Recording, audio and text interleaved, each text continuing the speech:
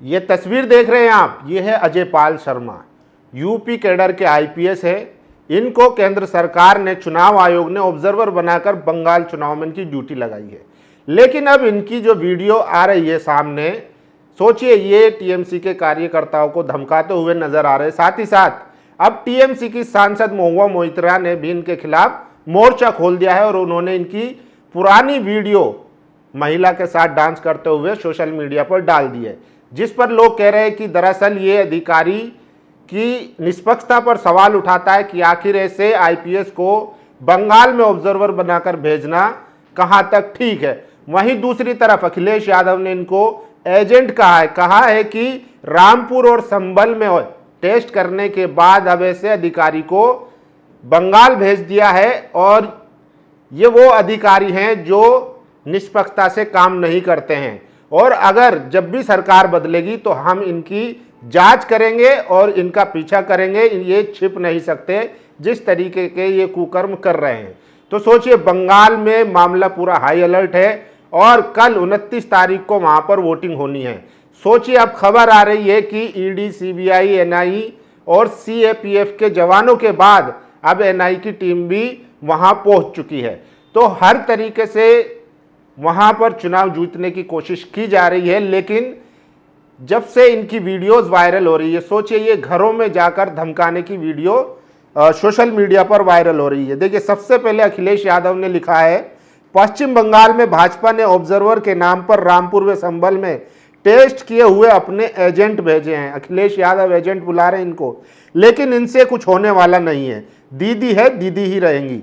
सही समय आने पर भाजपा और उनके संगी साथियों के इस जैसे एजेंटों की सारी आपराधिक करतूतों की गहरी जांच होगी और बेहद सख्त दंडात्मक कार्रवाई भी होगी। ये सब अधिकारी के रूप में अनरजिस्टर्ड लोगों के अनरजिस्टर्ड अंडरग्राउंड सदस्य हैं।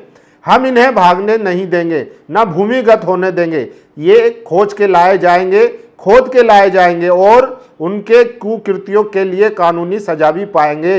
लोकतंत्र के अपराधी बख्शे नहीं जाएंगे। ये अजय पाल शर्मा जो आईपीएस है, जिनकी इस वक्त बंगाल में ऑब्जर्वर के तौर पर बनाकर भेजा है, जहां पर इनकी वीडियो वायरल हो रही है, कैसे ये एक टीएमसी कैंडिडेट जिनका नाम जहांगीर है उनको धमकाते हुए नजर आ रहे हैं। इसके अलावा देखिए, बीजेपी इनको सिंघम और एनकाउंटर स्पेशलिस्ट लिख रही है कि अब बंगाल में कोई भी गुंडागर्दी नहीं कर सकता है।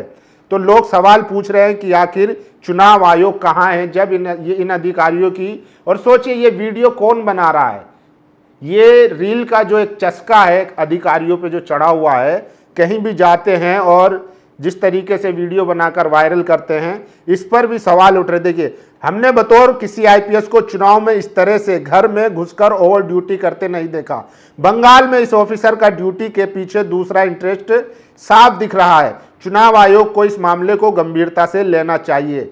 देखिए, बंगाल के दौरान ऑब्जर्वर बने उत्तर प्रदेश के एक वरिष्ठ पुलिस अधिकारी का जो अभद्र वीडियो शरेआम चल रहा है, उससे उत्तर प्रदेश सरकार के शासन प्रशासन की छवि बेहद क्षतिग्रस्त हुई है। साथ ही भाजपा सरकार के तथाकथित महिला सम्मान व नारी वंदन के दावों की भी पोल महिलाओं के सामने पूरी तरीके से खुल गई है। भाजपा शासन प्रशासन में ऐसे व्यक्ति व अधिकारी अपवाद नहीं है। नारी को लगता है कि जिनके हाथ में महिला सुरक्षा की बागडोर है, अगर वो ऐसे हैं तो हमारी सुरक्षा कैसे होगी। आज भाजपा से जुड़ी हर नारी शर्मिंदा है, क्योंकि बहन बेटियां और उनके घरों में भी है।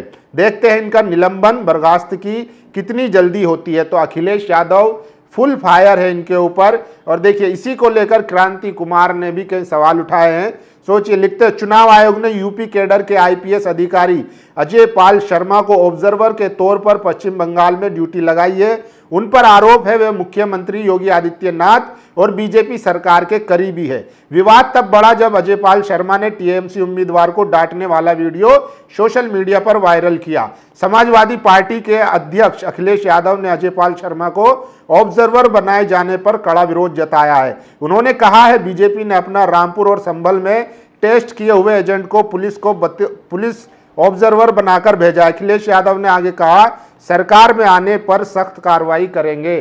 तो अखिलेश यादव ने अजय पाल शर्मा पर मोर्चा खोल दिया और उन्होंने कई गंभीर आरोप लगाए हैं। जिस तरीके से इनकी जो भूमिका थी रामपुर और संभल चुनाव में, उपचुनाव में, उसको लेकर कई सवाल खड़े करे हैं। टीएमसी के प्रवक्ता ने कहा है कि 4 तारीख के बाद बीजेपी भी आपको नहीं बचा पाएगी, यानी कि अजय शर्मा को लेकर उन्होंने चेतावनी दी है और साफ कहा है कि 4 तारीख को जब नतीजे आ जाएंगे उसके बाद हम अजय शर्मा के खिलाफ कार्रवाई करेंगे और एफआईआर भी दर्ज कराएंगे, क्योंकि जिस तरीके से वो घर घर जाकर टीएमसी कार्यकर्ताओं को धमकाने का काम कर रहे हैं या डराने का काम कर रहे हैं, उनके खिलाफ जो है हम एक्शन लेंगे।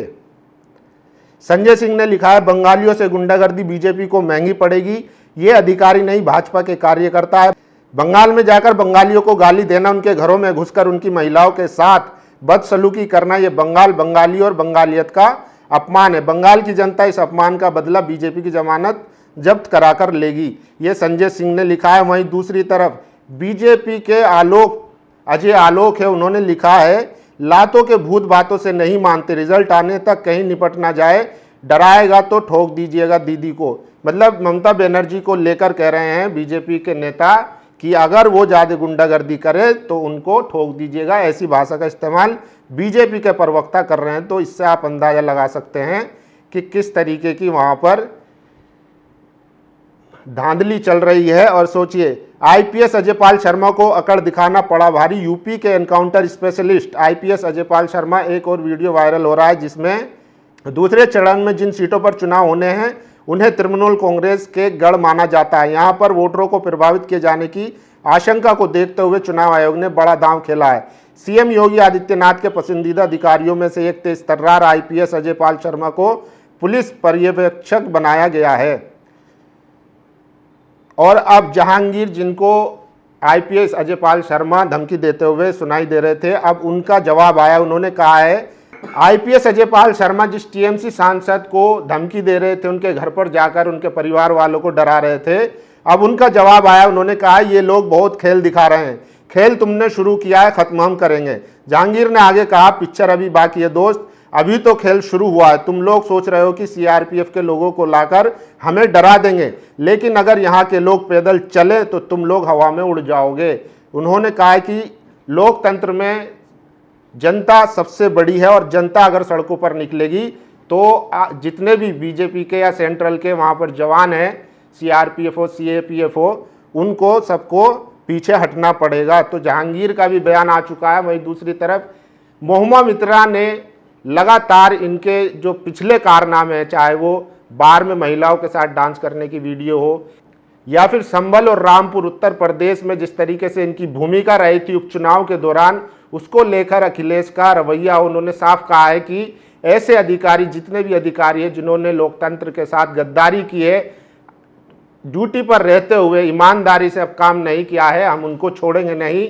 और इससे कहीं ना कहीं यूपी सरकार की छवि भी खराब हुई है, जिस तरीके की इनकी वीडियो वायरल हुई है।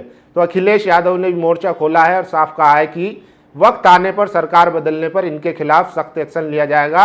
ये कहीं भी छिप नहीं सकते, अगर छिपने की कोशिश भी करेंगे तो हम इनको वहीं से ढूंढ कर लाएंगे और इनके खिलाफ जांच बिठाएंगे, जांच करेंगे और दोषी पाए जाने पर सख्त कार्रवाई करेंगे।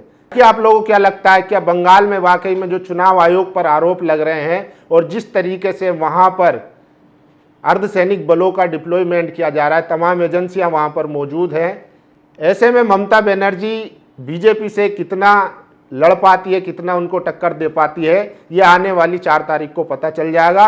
बाकी आप लोगों की क्या राय है, आप लोग अपनी राय जरूर दीजिए। शुक्रिया।